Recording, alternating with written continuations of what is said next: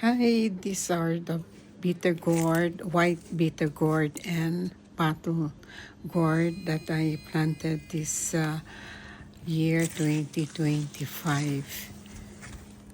So there are lots of fruits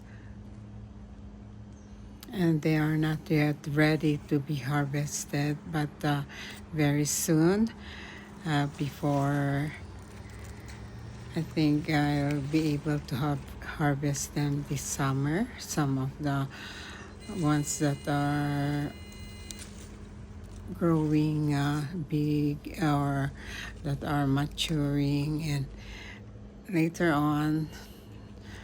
But at the moment, at the meantime, I'm harvesting the leaves of the bitter gourd, and I'm going to add it with my mung beans.